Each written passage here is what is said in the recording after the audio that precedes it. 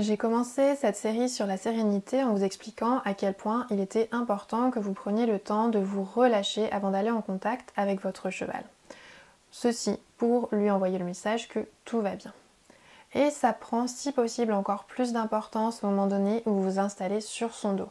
Tout simplement parce que, en plus de sa conscience socio-sensuelle qui le renseigne à chaque instant sur votre état d'être, eh bien, quand vous êtes sur son dos, il est en contact physique direct avec vous.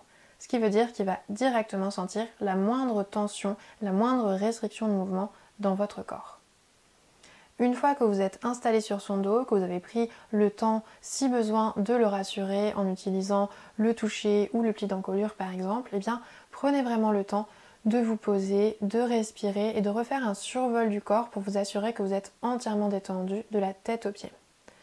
Prêtez attention à votre respiration, veillez à ce qu'elle soit vraiment complètement libre. Prenez le temps de relâcher vos épaules, de venir les poser en équilibre au-dessus de votre bassin. Sentez le relâchement de tout votre dos, le relâchement de votre bassin, de vos hanches et de vos jambes qui vont venir souplement entourer le corps du cheval.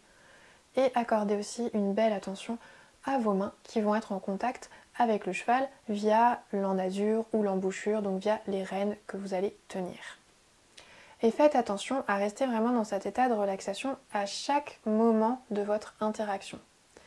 Déjà, avant de vous mettre au pas, prenez le temps de ressentir cette relaxation et prenez le temps de ressentir qu'à l'intérieur de vous, vous êtes totalement OK avec le fait que vous vous trouviez là, sur le dos de votre cheval, à cet instant et dans ces conditions précises. Si vous n'arriviez pas à vous détendre complètement, eh bien, il vaut peut-être mieux ajourner la séance.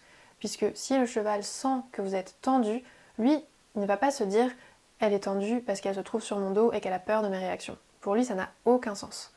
Il va simplement se dire que vous êtes tendu parce que vous avez perçu un danger que lui n'a pas forcément perçu, mais pour lequel il doit rester en alerte. Donc, il va se tendre, vous allez sentir son stress, ce qui va vous stresser davantage, et vous allez entrer dans un vrai cercle vicieux. Donc prenez vraiment le temps, avant de vous mettre au pas et de commencer à faire quoi que ce soit avec votre cheval, de ressentir que vous êtes totalement OK, que votre cheval est totalement OK et que vous êtes complètement relâché. À partir de là, restez attentive à ce qui se passe dans votre corps. Continuez à respirer. Vous vous rendrez compte que quand on est à cheval, on a souvent tendance à cesser de respirer et du coup à se tendre à chaque fois qu'on va réfléchir à ce qu'on veut faire. Si on se dit, alors là, il faut que je mette ma main comme ça, ma jambe comme ça, il faut que je bouge mon épaule, il faut que mon cheval comprenne ci, ça, que je passe précisément ici, eh bien on va avoir tendance à revenir entièrement dans notre tête, à cesser de respirer, et quand on cesse de respirer, eh bien forcément, on va aussi cesser de bouger notre dos et notre bassin, et donc on va cesser de suivre avec fluidité les mouvements du cheval. Donc si vous avez tendance à avoir cette problématique, c'est très courant, il n'y a pas de souci avec ça, ça se travaille, eh bien prenez simplement le temps de vous arrêter peut-être et de proposer une pause à votre cheval au moment où vous devez réfléchir à votre exercice. Quand vous avez bien visualisé votre exercice, laissez cette visualisation s'imprimer dans votre corps tranquillement. Et une fois que vous le sentez, que vous avez vérifié à nouveau que vos épaules sont libres, que votre bassin est libre, que vous respirez librement, alors repartez au pas, au trot, dans l'allure que vous avez besoin de travailler pour faire votre exercice avec relâchement. Vous verrez que ça apportera énormément de relaxation à votre cheval et que ces gestes et ce que vous ferez ensemble, eh bien, ce sera beaucoup plus fluide et beaucoup plus joli à regarder. Bien sûr, l'idée n'est pas d'être totalement relâché au point d'être un poids mort que le cheval va devoir suivre. Il faut qu'on puisse aussi suivre avec fluidité ses mouvements. Et donc la petite différence que l'on doit travailler quand on est à cheval, c'est qu'en plus de cette relaxation, il faut qu'on arrive à développer une tonicité dans la verticalité.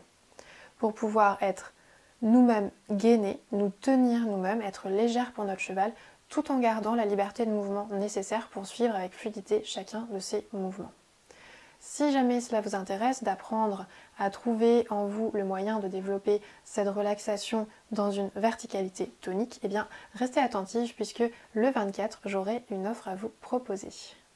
D'ici là, je vous propose, la prochaine fois que vous allez voir votre cheval et que vous allez le monter, de prêter une attention particulière à votre relaxation. J'espère que cette vidéo vous aura aidé, qu'elle vous aura donné des clés pour y parvenir. Si c'est le cas, pensez à mettre un j'aime, à la partager pour que le plus grand nombre de couples cheval-cavalier puissent en profiter et puis à vous abonner pour être sûr de bien voir les prochaines vidéos de cette série sur la sérénité.